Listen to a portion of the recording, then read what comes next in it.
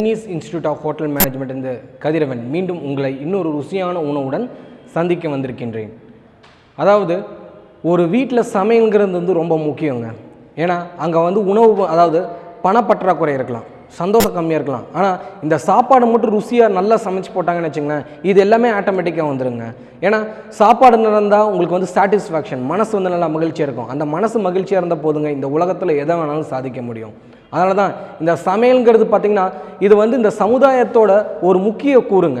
அதாவது எந்த ஒரு நிகழ்ச்சி எடுத்துங்க, ஒரு கல்யாணமாக இருக்கட்டும், இல்லை எந்த ஒரு சடங்காக இருக்கட்டுங்க, அந்த சமையல் இல்லாமல் எந்த ஒரு நிகழ்ச்சியும் முடியறதில்லைன்னு வச்சுங்களேன்.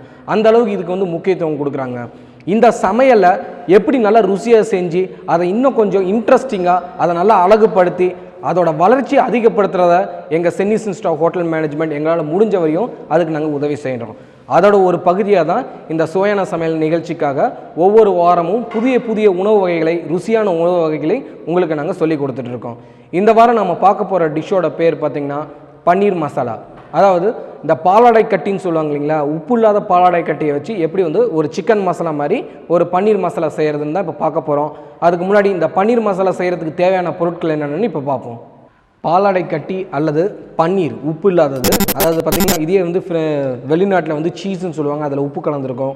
பட் இதை வந்து காட்டேஜ் சீஸ் இல்லைன்னா பன்னீர்னு சொல்லுவாங்க. இதை வந்து இந்தியன் சீஸ்ன்னு கூட சொல்லுவாங்கன்னு நினச்சிங்களேன். இது 200 கிராம்.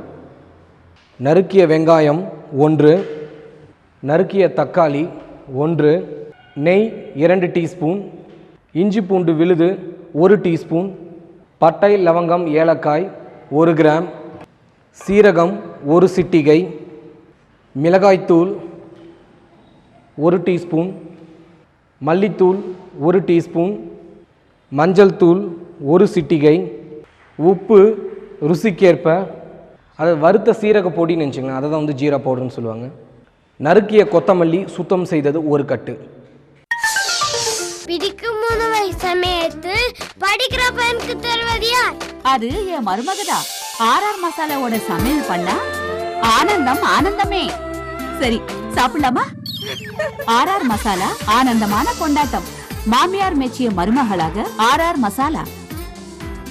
நேயர்களே, இந்த பன்னீர் மசாலா பார்த்திங்கன்னா அந்த பன்னீருங்கிறது வந்து கடையிலேயே விற்கிதுங்க ரெடிமேடாக. பார்த்திங்கன்னா இந்த ஃபுட் வேர்ல்டு, கிரீன்லேண்டு இல்லைனா வந்து நீலகிரிஸ் இந்த மாதிரி கடையில் இந்த பன்னீர் வந்து ரெடிமேடாக விற்கிதுங்க.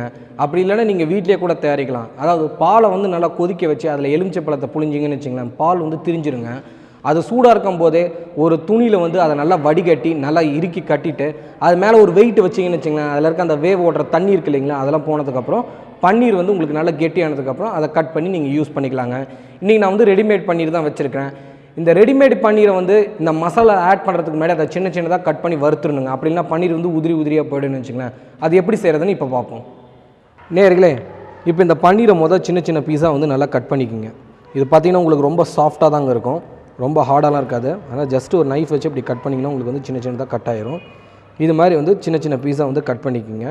ஏன்னா கட் பண்ணதுக்கு அப்புறம் தான் நீங்கள் வந்து எண்ணெயில் போட்டு இதை வறுத்து எடுக்கணுங்க. இது மாதிரி கட் பண்ணதுக்கப்புறம் அதை இன்னும் சின்ன சின்ன பீஸாக சதுரமாக நீங்கள் வந்து கட் பண்ணிக்கோங்க.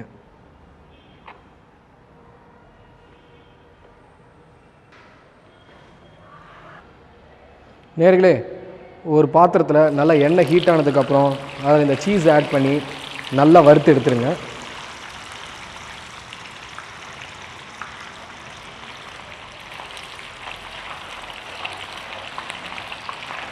எதுக்காக வறுக்கிறோம் அப்படின்னு பார்த்தீங்கன்னா, இப்போ வந்து அந்த சீஸ் வந்து அதாவது இந்த பன்னீர் வந்து நல்லா குக் ஆகிடுங்க, அப்போ வந்து கெட்டியாகிடும். ஸோ நீங்கள் குழம்புல போட்டு சமைக்கும் போது அது வந்து உதிரியாக உடையாதுன்னு நினச்சிங்களேன்.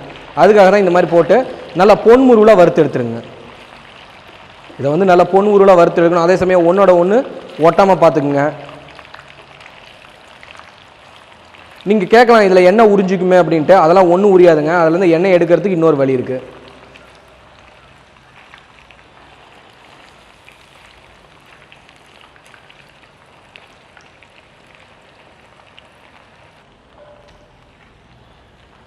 இந்த மாதிரி உங்களுக்கு நல்லா வந்து பொன்முருளாக வந்ததுக்கப்புறம் நல்லா கோல்டன் ப்ரௌன் இந்த அளவுக்கு வந்துடணுங்க. வந்ததுக்கப்புறம் இந்த பன்னீர் எடுத்து பச்சை தண்ணியில் போட்டுருங்க. இந்த மாதிரி வந்து பச்சை தண்ணியில் அந்த பன்னீரை போட்டுருங்க. எதுக்காக பச்சை தண்ணியில் வந்து போடணும் அப்படின்னு பார்த்தீங்கன்னா, அதனால் என்ன ஆகும்னா இந்த பன்னீரில் இருக்கிற ஏதாச்சும் எண்ணெய் இருந்தால் கூட அந்த எண்ணெயெல்லாம் வெளியில் வந்துடும்னு வச்சுங்களேன்.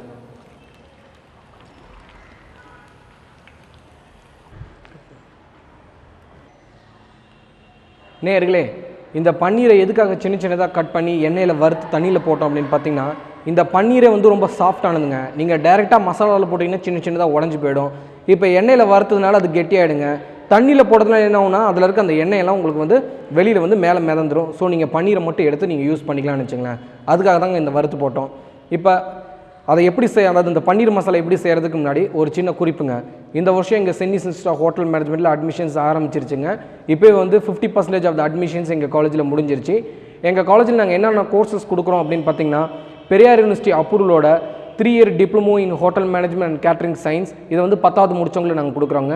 அதேமாதிரி 12வது பாஸ் பண்ணவங்களுக்கு BSc degree in hotel management and catering science நாங்கள் கொடுக்குறோங்க. டிகிரி முடித்தவங்களுக்கு MBA in hotel management and catering சயின்ஸுங்கிற கோர்ஸ் நாங்கள் கொடுத்துட்ருக்கோங்க. இப்போ அட்மிஷன்ஸ் நடந்துகிட்ருக்கு. நீங்கள் எவ்வளோ சீக்கிரம் வரீங்களோ அவ்வளோ சீக்கிரம் உங்கள் சீட்டை நீங்கள் கன்ஃபார்ம் பண்ணிக்கலாங்க. இப்போ இந்த பன்னீர் மசாலா எப்படி செய்கிறதுன்னு பார்ப்போம். ஒரு பேனில் 2 டீஸ்பூன் நெய் ஆட் பண்ணிக்கோங்க.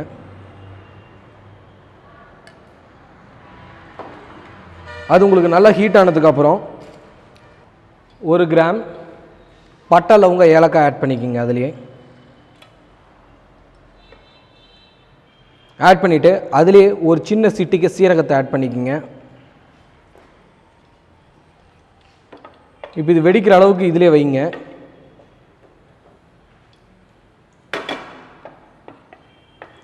பார்த்திங்கன்னா உங்களுக்கு வந்து சீரகம், பட்டை, லவங்க, ஏலக்காயெல்லாம் வெடிக்க ஆரம்பிச்சிருச்சு. இந்த மாதிரி வந்தோடனே இதில் நறுக்கி வச்ச வெங்காயம் 1 ஆட் பண்ணுங்கள்.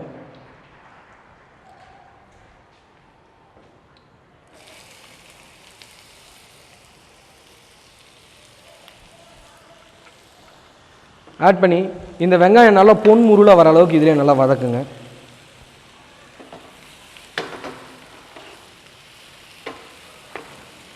இந்த வெங்காயம் வந்து நல்லா பொன் முருளாக ஆகணுங்க. அந்த பொன் முருளாக வர அளவுக்கு இதை நல்லா வதக்குங்க. இப்போ இதுலேயே நறுக்கி வச்ச தக்காளி 1 ஆட் பண்ணிவிடுங்க. தக்காளி ஆட் பண்ணதுக்கப்புறம் இது வந்து நல்லா வதக்கணுங்க. இந்த தக்காளி வந்து நல்லா வதங்குற அளவுக்கு வந்து இந்த மசாலா வதக்கணும்னு வச்சுங்களேன். இப்போ ஒரு 2 நிமிஷம் இந்த தக்காளி வதங்குற அளவுக்கு இதை வதக்குங்க.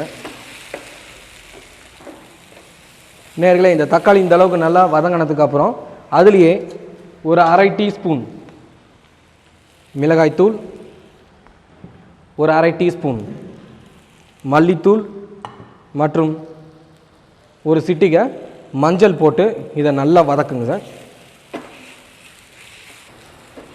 இப்போ இந்த மாதிரி வதக்கினதுக்கப்புறம் இதில் அந்த பன்னீர் ரெடி பண்ணி வச்சுருக்கீங்க இல்லைங்களா, அதை எடுத்து ஆட் பண்ணிக்கோங்க. இது மாதிரி ரெடி ஆனதுக்கப்புறம் இதில் இந்த பன்னீர் ஆட் பண்ணிவிடுங்க. ஆட் பண்ணிவிட்டு இதை நல்லா மிக்ஸ் பண்ணிவிடுங்க.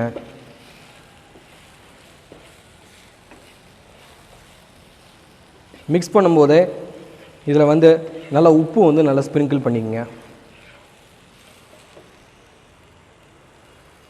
எந்த அளவுக்கு தேவையான அளவுக்கு உப்பு ஆட் பண்ணிவிட்டு இதை நல்லா மிக்ஸ் பண்ணிவிடுங்க. நேர்களே, இந்த மசாலா பார்த்திங்கன்னா நல்லா மெர்ஜாகி இந்த பன்னீரோட நல்லா ஒட்டிக்கணுங்க.